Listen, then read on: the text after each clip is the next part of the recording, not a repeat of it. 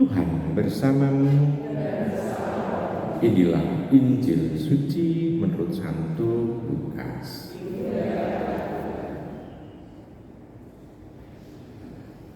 Pada suatu ketika, Yesus menyampaikan perumpamaan ini kepada murid-muridnya. Mungkinkah seorang buta membimbing orang buta? Bukankah keduanya akan jatuh dalam lubang? Seorang murid tidak melebihi gurunya, tetapi orang yang sudah tamat pelajarannya akan jadi sama dengan gurunya. Mengapa engkau melihat selumbar dalam mata saudaramu, sedangkan balok dalam matamu sendiri tidak kau ketahui? Bagaimana mungkin engkau berkata kepada saudaramu, "Saudara, biarlah aku mengeluarkan selumbar dalam matamu," padahal balok dalam matamu tidak kau lihat? Hai orang munafik, keluarkanlah dahulu balok dari matamu, maka engkau akan melihat dengan jelas untuk mengeluarkan selumbar itu dari mata saudaramu. Demikianlah sabda Tuhan. Ibu, bapak, saudara kasih dalam Tuhan. Di sana sebetulnya Tuhan Yesus menggunakan perumpamaan mengenai hal ini supaya kita ada dalam kebenaran itu. Lalu yang kedua, supaya kita tidak menjadi Tuhan Allah. Kenapa? Karena sebetulnya untuk membenarkan orang atau memberitahu orang, di situ kita harus mawas diri terlebih dahulu. Karena kadang-kala ini juga dalam ilmu psikologi itu juga ada, yakni kalau kita membenci sesuatu yang dihadapi, yang ada dalam diri orang itu, justru itu yang kita punya. Justru kita sebetulnya membenci apa yang ada dalam diri kita yang kita punyai itu. Jadi sebetulnya ada sesuatu bahwa orang lain itu menjadi semacam cermin bagi diri kita. Jadi kalau kita kadang-kala membenci sesuatu yang dimiliki oleh orang lain, yang mungkin berupa sikap atau tindakan yang kita tidak sukai, sebetulnya itu adalah rekaman yang tidak kita sukai yang ada dalam diri kita. Jadi sebetulnya itu yang ada.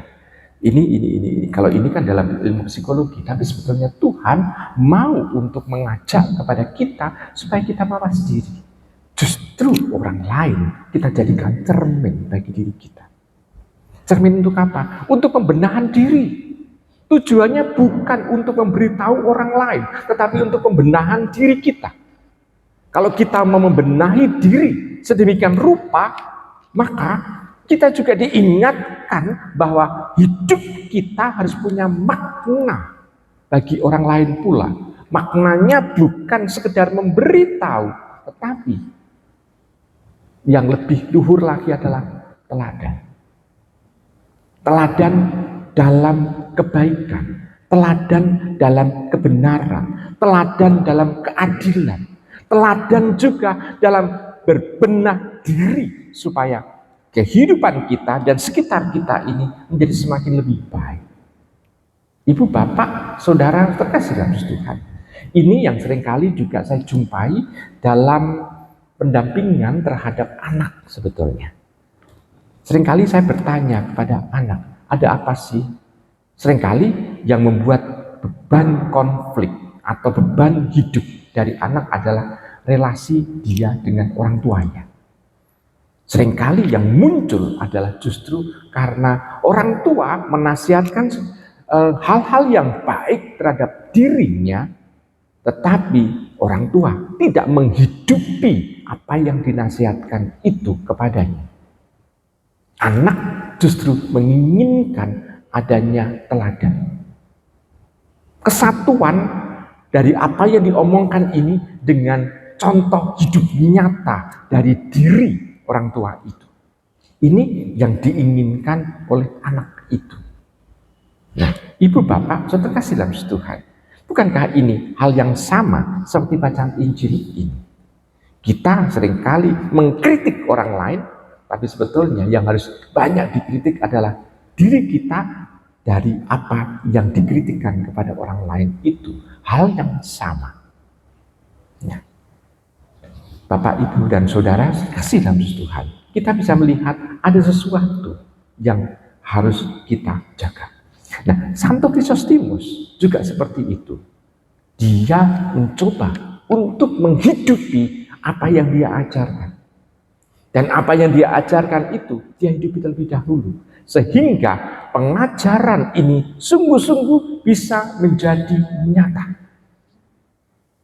Kita bisa melihat Ibu Bapak, saudara kasih. Kita seringkali juga baru-baru saja kan Bapak Paus itu mengunjungi kita. Yang disorot oleh banyak orang apa? Tentang ajaran kesederhanaan.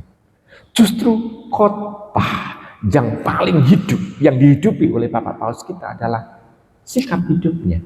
Bukan apa yang dia omongkan, tetapi kehadirannya. Orang melihat, oh dia tampil sederhana betul. Dari apa yang dia pakai, apa yang dia bawa, apa yang dia diberikan kepadanya, dia kalau dia bisa menolak, dia menolaknya dan memilih sesuatu yang sederhana. Dan itu yang menjadi hal yang menarik bagi banyak orang. Khotbah yang utama adalah yang dia hidupi.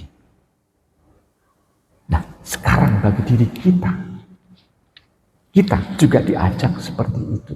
Kalau kita menjadi orang Kristiani, kita harus menunjukkan langkah utama bukan kebaikannya, tapi apakah kita membawa Tuhan di dalam kehidupan kita.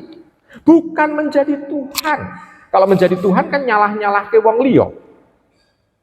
Bahkan kalau menjadi Tuhan, justru orang seringkali kalau menyadari menjadi Tuhan kan seringkali menyalahkan dengan mengatakan bahwa oh kamu nanti kalau mati tidak akan masuk surga segala macam. Ini kan berarti sikap hidupnya menjadi Tuhan. Nah, kalau kita membawa Tuhan, Tuhan menginginkan adanya kebaikan-kebaikan yang nyata, maka ini mendorong kita untuk melakukan kebaikan-kebaikan itu seperti yang dilakukan oleh Chrysostomus. Walaupun sulit, tetapi dia berusaha untuk mewujudkannya. Nah, maka kita harus menunjukkan identitas kita menjadi pengikut Tuhan dengan cara kita membawa Tuhan sebagai jalan kebenaran dan hidup itu. Selamat merenungkan.